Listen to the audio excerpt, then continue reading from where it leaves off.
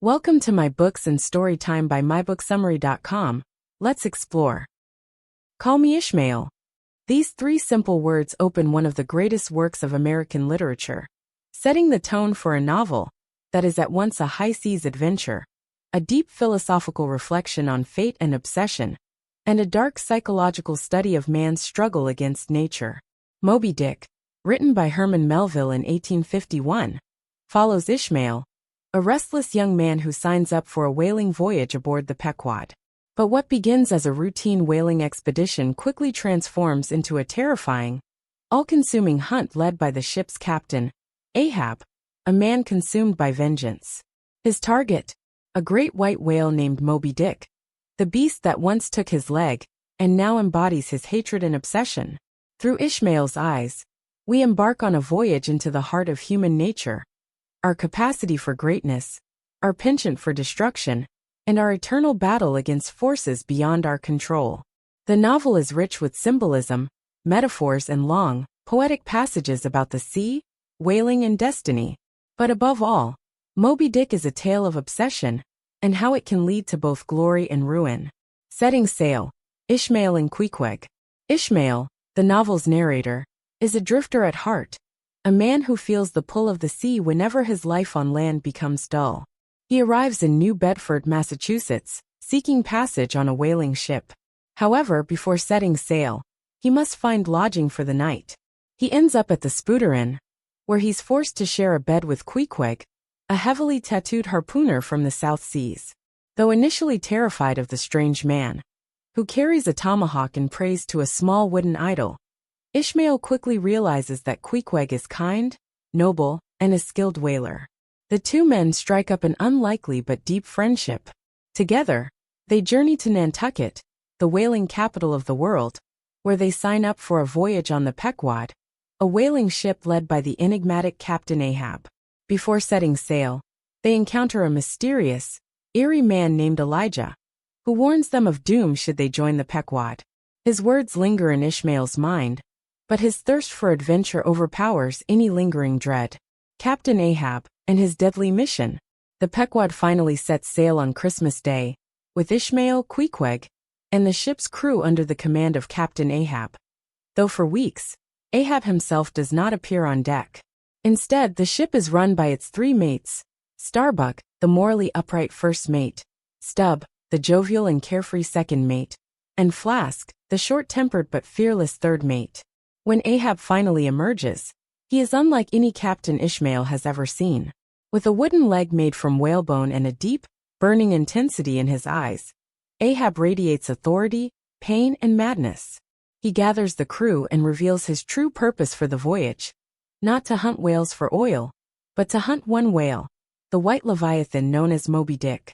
Ahab offers a gold coin, a Spanish doubloon, to whoever first spots the beast. His obsession is infectious, and despite Starbuck's protests, the crew is swept up in his feverish desire for vengeance. The hunt begins, encounters on the high seas. As the Pequod sails through the Pacific, the crew encounters various other whaling ships, known as gams, and each brings news of Moby-Dick. Some captains have seen him and lived to tell the tale. Others bear the scars of his wrath. One of the most haunting encounters is with the captain of the Samuel Enderby, a man whose arm was torn off by Moby-Dick. Yet unlike Ahab, this captain has accepted his fate and does not seek revenge.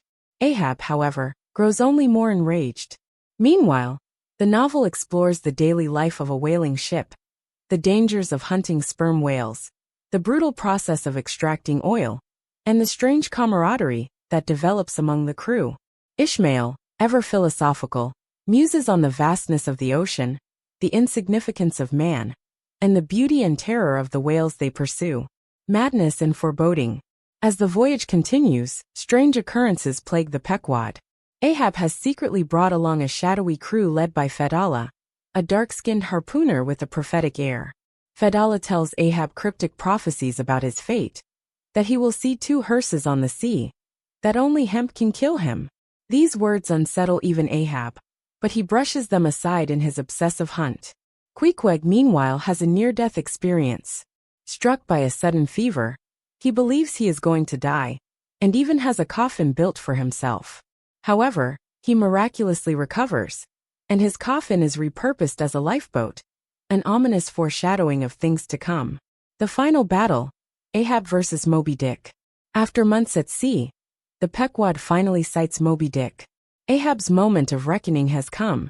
Over 3 fateful days, they engage in a battle with the great white whale.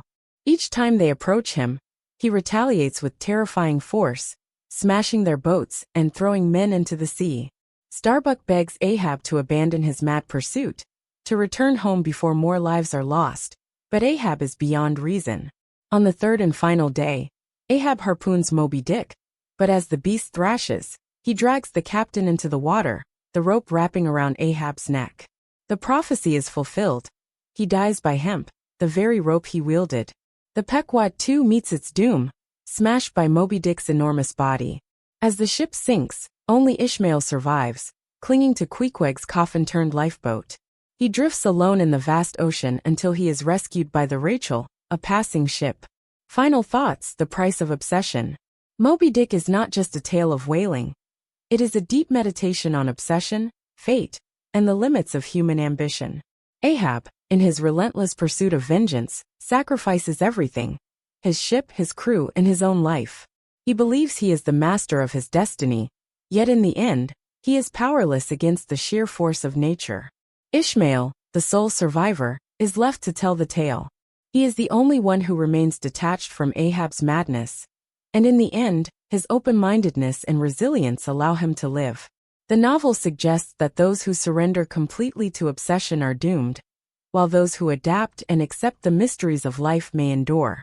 Melville's masterpiece remains as relevant today as it was in 1851.